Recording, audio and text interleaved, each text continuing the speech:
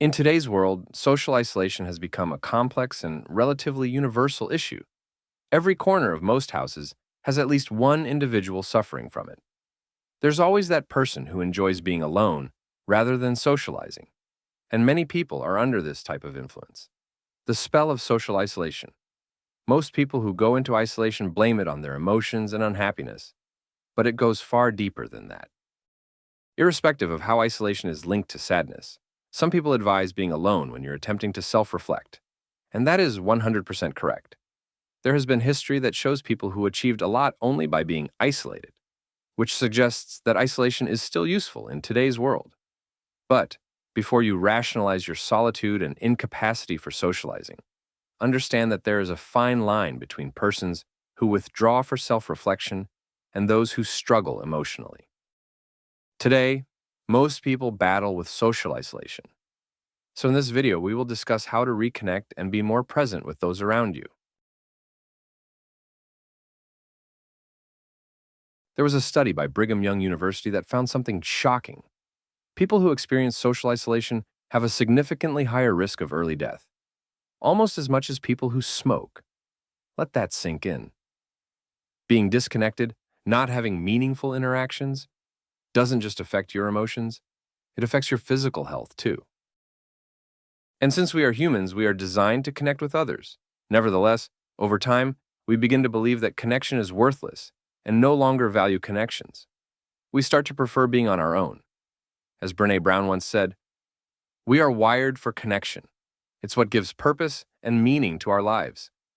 And when that connection is missing, we begin to feel something deeper than just loneliness.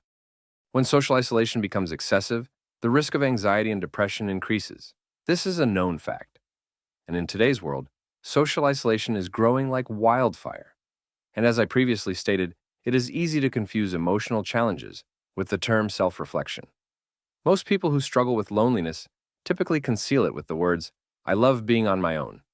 We should be able to strike a balance between the two, making time for ourselves while yet socializing and being present. The present is what makes us feel alive and human. Losing that aspect of our lives unintentionally leads to depression. However, there is a deeper reason why we tend to separate ourselves. Before we head into that topic, you should understand that both extremes can damage you. Spending too much time alone and never spending time alone at all. When you lack social connection, your mind begins to turn inward too much.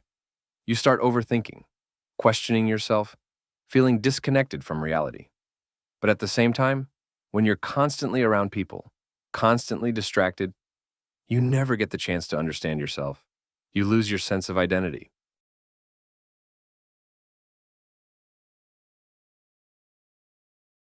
We are all human, but we don't experience life the same way.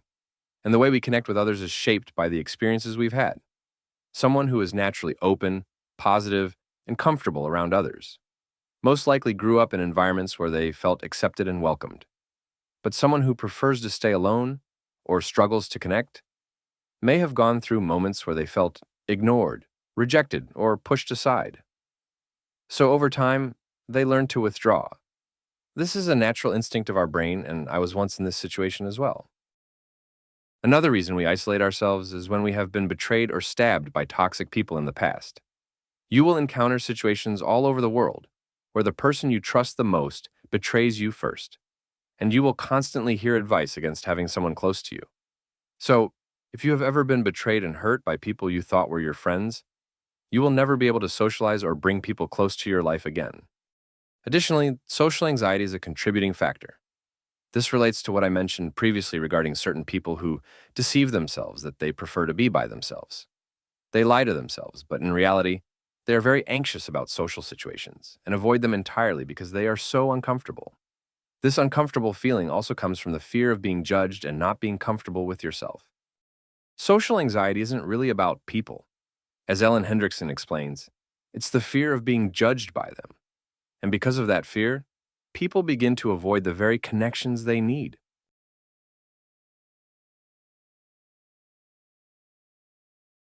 I can easily identify with everyone's reasons for social isolation because I have experienced all three of these.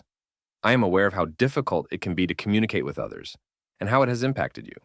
You may have lost friends as a result of your incapacity to socialize, which may be beyond your control.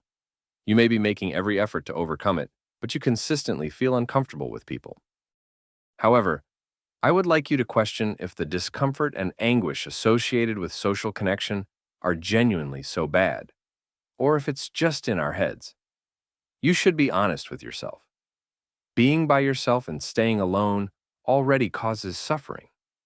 So, why not deal with the pain and discomfort of socializing instead of enduring the agony and discomfort of being alone? There was a study published by the American Psychological Association that found something interesting.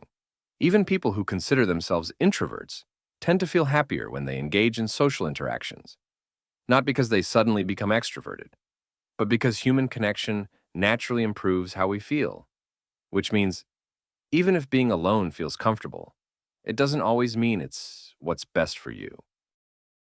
If you isolate yourself because you've been surrounded by toxic people, then the solution isn't to cut yourself off from everyone. The solution is to change your environment. Not everyone is the same. There are people out there who think like you, who value what you value, who will understand you in ways others didn't. And the truth is, your past experiences have already prepared you for that. Those failed friendships, those moments you felt misunderstood, they taught you what to avoid. They showed you the kind of energy you don't need in your life. So instead of using those experiences as a reason to isolate, use them as a guide to choose better people. Because isolating yourself protects you for a moment, but finding the right people is what actually heals you. And if you're wondering where to start small. Don't try to fix your whole social life overnight. Just focus on one connection. Reach out to one person today. Not a perfect message, not a deep conversation.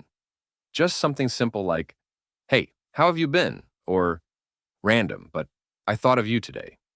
Because isolation feeds on overthinking, and this breaks it with action. And then put yourself around people.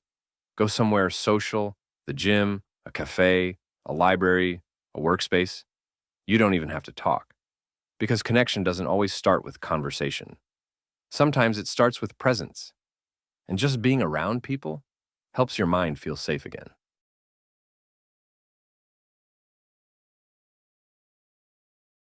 There was a study published in the Journal of Counseling Psychology that found something important.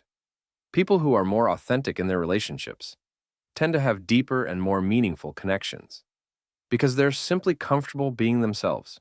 When people who are uncomfortable and new to social situations finally start interacting with others, they often try to fit in by doing things they wouldn't normally do. This causes them to retreat into their isolation because they never feel like themselves when interacting with others. The answer is to just be yourself. Putting on an act will never help you succeed or make new friends.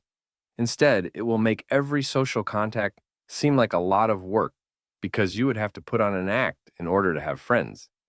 Isolation often feels like safety, but it slowly turns into disconnection. Not just from others, but from yourself. Reconnection doesn't require big steps. It requires small, intentional ones. Because the same way isolation was built gradually, connection is rebuilt the same way,